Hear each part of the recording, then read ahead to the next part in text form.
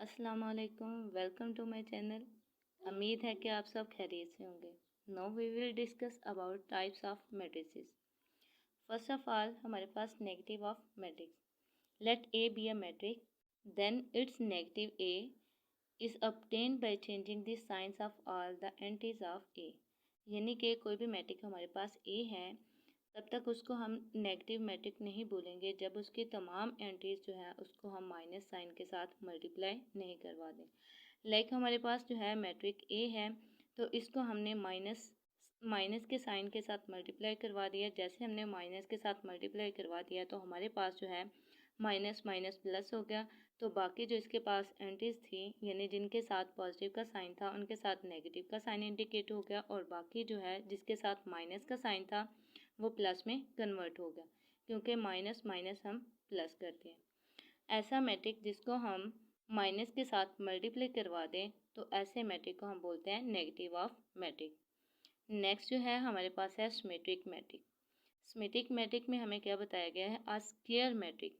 Square matric उस matric को बोलते हैं जिसमें आर्डर ऑफ मैट्रिक जो है वो हमारे पास सेम हो। आर्डर ऑफ मैट्रिक हम किसको बोलते हैं, यानी जिसमें रोज और कॉलम की तादाद एक जैसी हो।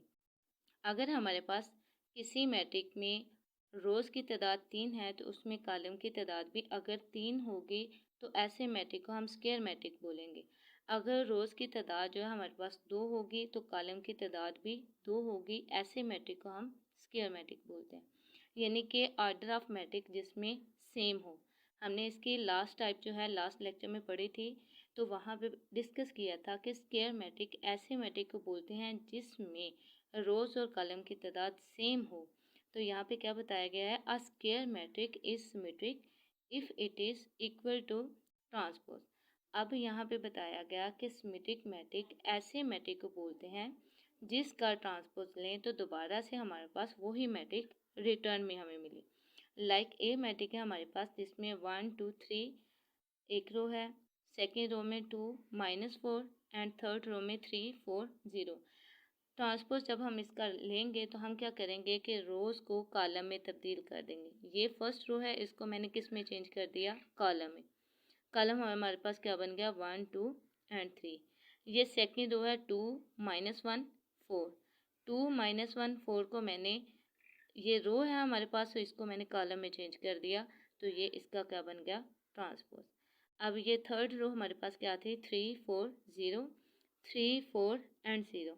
यानी कि 3 रोज़ थे मेरे पास, उन तीनों रोज़ को मैंने कॉलम में चेंज कर दिया, तो ये मेरा इस मैट्रिक का आ गया ट्रांसपोज। ऐसा मैट्रिक जिसका ट्रांसपोज दोबारा उस मैट्रिक के इक्वल आ जाए, ऐसे मैट्रिक को हम क्या बोलते हैं, सिमेट्रिक मैट्रिक। नेक्स्ट पे चलें तो नेक्स्ट टाइप इसकी क्या है, स्क्यू सिमेट्रिक मैट्रिक। अब स्क्यू सिमेट्रिक मैट्रिक में हमने क्या डिस्कस करना है, यहाँ पे भी बताया गया है, a square matrix A is said to be skew symmetric if A transpose is equal -a। यानी कि स्क्वायर मैट्रिक, दोबारा से मैं बताती हूँ कि ऐसा मैट्रिक जिसमें आर्डर ऑफ मैट्रिक सेम हो, रोज और कॉलम की तादाद एक जैसी हो, ऐसे मैट्रिक को हम क्या बोलते हैं, स्क्वायर मैट्रिक।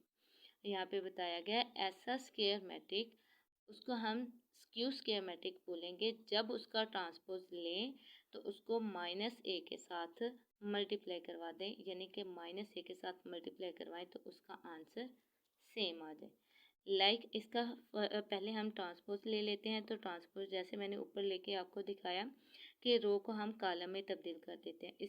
इसमें भी अगर हम रो को कॉलम में तब्दील करें तो मेरे पास क्या आ जाएगा, पहली रो हमारे पास क्या है, 0 2 एंड 3। इसको मैं कॉलम में चेंज करती हूँ, 0 2 एंड 3। नेक्स्ट रो है मेरे पास -2 0 एंड नेक्स्ट रो मेरे पास है -2 0 और 1। थर्ड रो में अगर हम देखें तो मेरे पास है -3 -1 0।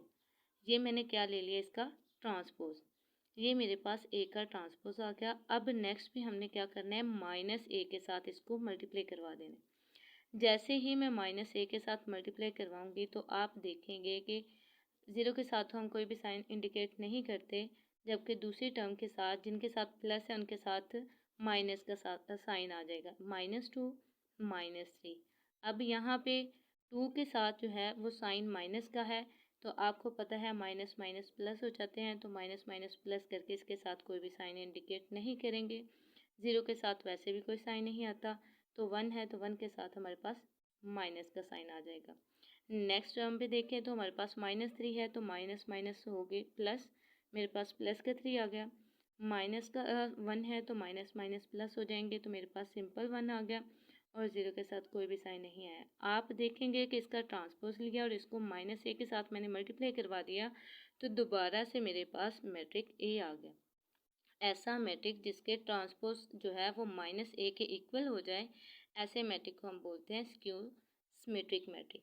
नेक्स्ट इसकी टर्म है diagonal matrix. Diagonal matrix are square matrix. Square matrix जैसे मैंने ऊपर इसकी 2 ब्रांचेस में बताया है कि जिसमें ऑर्डर ऑफ मैट्रिक सेम हो, ऐसे मैट्रिक को हम स्क्वायर मैट्रिक बोलते हैं। Are square matrix A is called a diagonal matrix if at least any one of the entries of its diagonal is not zero and non-diagonal entries are zero। यानी कि इसमें कहा जाता है कि जब भी हम कोई मैट्रिक देखते हैं तो उसके इस वाली साइड को हम डायगोनल बोलते हैं। यानी कि कहा गया है कि उसके डायगोनल में जो है वो ज़ीरो नहीं होना चाहिए, बाकी जो है उसकी बाकी सारी साइड में ज़ीरो इंडिकेट या ज़ीरो एंट्रीज होनी चाहिए। डायगोनल में एंट्रीज जो है वो ज़ीरो नहीं होनी चाहिए, उसमें कोई ना कोई वैल्यू होनी चाहिए। यानी कि यहाँ पे 4 5 6 कोई भी वैल्यू आ सकती है। इस डायगोनल में जो है वो ज़ीरो नहीं होना चाहिए, बाकी दूसरे डायगोनल में ज़ीरो आप इंडिकेट कर सकते हैं। ऐसा मैट्रिक जिसके डायगोनल में एंट्रीज हों, ज़ीरो ना हो, तो ऐसे मैट्रिक को हम बोलते हैं डायगोनल मैट्रिक।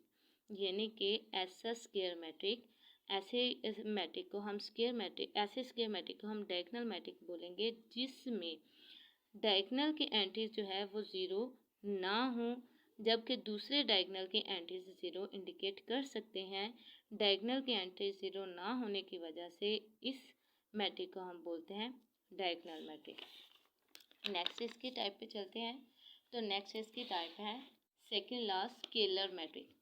स्केलर मैट्रिक में अगर हम देखें तो हमारे पास are diagonal matrix is called a scalar matrix if all the diagonal entries are same and non zero.